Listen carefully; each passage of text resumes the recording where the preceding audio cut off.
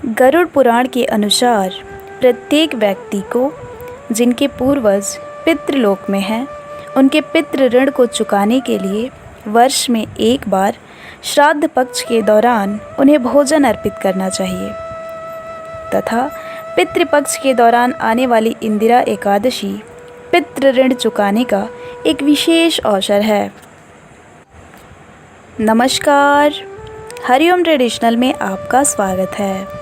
हमारा आज का विषय है अश्विन मास के कृष्ण पक्ष में अर्थात पितृपक्ष में आने वाली इंदिरा एकादशी।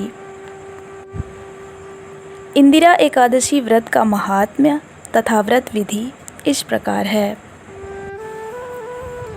एक समय की बात है, महाराज युधिष्ठिर ने भगवान श्री कृष्ण से पूछा, हे मधुसूदन, अश्विन मास के कृष्ण पक्ष में कौन सी एकादशी आती है तथा इस एकादशी व्रत का महात्म्य क्या है? भगवान श्री कृष्ण बोले, हे राजन, अश्विन मास के कृष्ण पक्ष में आने वाली एकादशी का नाम इंदिरा है। इस व्रत के प्रभाव से बड़े बड़े पापों का नाश हो जाता है तथा यह एकादशी नीच योनि को प्राप्त हुए पितरों को भी सद्गति प्रदान करने वाली है। हे राजेंद्र, मैं तुम्हें एक पौराणिक कथा सुनाता हूँ। सतयुग के समय में माहिष्मतीपुरी नामक राज्य में एक अत्यंत पराक्रमी तथा यशस्वी राजा राज्य करते थे, जिनका नाम था इंद्रसेन। राजा इंद्रसेन भगवान विष्णु के परम भक्त थे तथा वे भगवान विष्णु की भक्ति में तत्पर हो गोविंद के मोक्षदायक नामों का जाप करते हुए अपना समय व्यतीत करते थे तथा विधि पूर्वक अध्यात्म तत्व के चिंतन में संलग्न रहा करते थे। इस प्रकार राजा इंद्रसेन शांति तथा न्याय पूर्वक अपनी प्रजा का रक्षण तथा पालन किया करते थे। राजा का परिवार तथा राज्य सभी प्रकार के धन धान्य, पुत्र तथा पौत्र आदि से संपन्न था। एक दिन राजा इंद्रसेन राजसभा में प्रजा के मध्य बैठे हुए थे।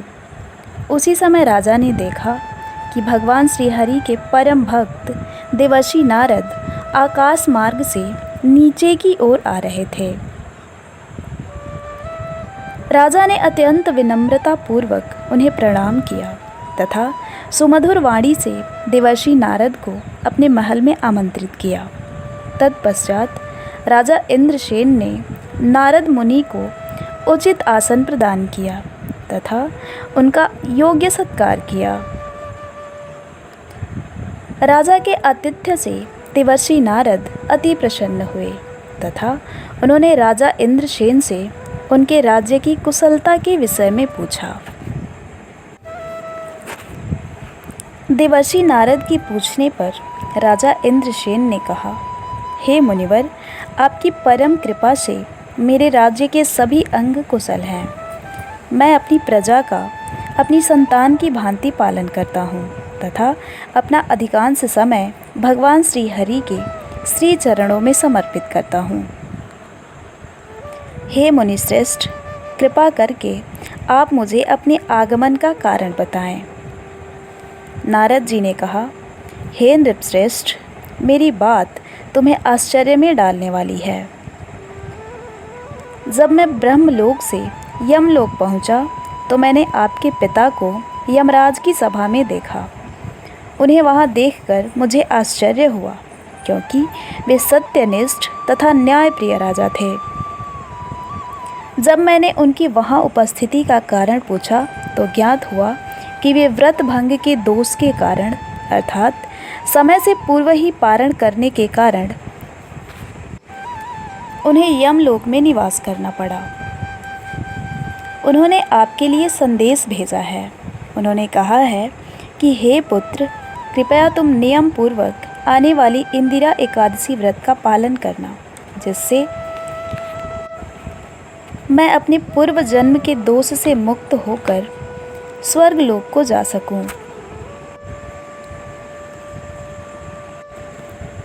देवर्षि नारद ने कहा, हे राजन, मैं यही संदेश आप तक पहुंचाने के लिए यहाँ आया हूँ। हे राजन, आपको एक पुत्र का कर्तव्य पूरा करने के लिए श्रद्धा तथा नियम पूर्वक इंदिरा एकादशी व्रत का पालन अवश्य करना चाहिए, जिससे आपके पिता यमलोक से मुक्त होकर स्वर्गलोक को जा सकें। इस प्रकार नारद मुनि के वचन सुनकर राजा इंद्रसेन ने पूछा, हे ऋषि श्रेष्ठ, कृपा करके इस एकादशी व्रत के पालन के विषय में आप मुझे विस्तार पूर्वक बताएं। देवर्षि नारद ने कहा, हे राजन, यह एकादशी अश्विन मास के कृष्ण पक्ष में आती है। इस एकादशी व्रत का पालन करने के लिए दशमी के दिन श्रद्धापूर्वक भगवान श्री हरि का स्मरण करना चाहिए तथा मध्याह्न काल में एक समय का भोजन करें, अर्थात दशमी के दिन एक बार से अधिक समय भोजन नहीं करना चाहिए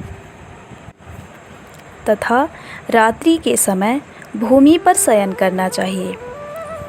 अगले दिन अर्थात एकादशी के दिन प्रातः ब्रह्म मुहूर्त में उठकर भगवान के समक्ष एकादशी व्रत का संकल्प लेना चाहिए। उनसे प्रार्थना करना चाहिए कि हे कमल नयन भगवान श्री हरि, आज मैं सब प्रकार के भोगों से अलग होकर निराहार रहकर एकादशी व्रत का पालन करूँगा। हे हरि, आप मुझे शरण दें।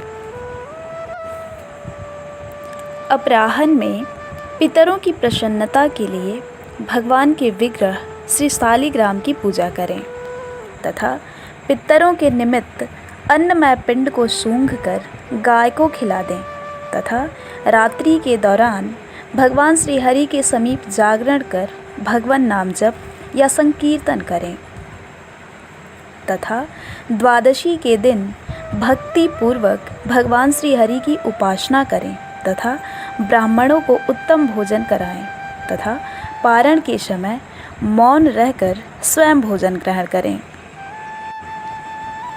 इस प्रकार इंद्रियों को संयम में रखते हुए नियम तथा श्रद्धा पूर्वक एकादशी व्रत का पालन करना चाहिए।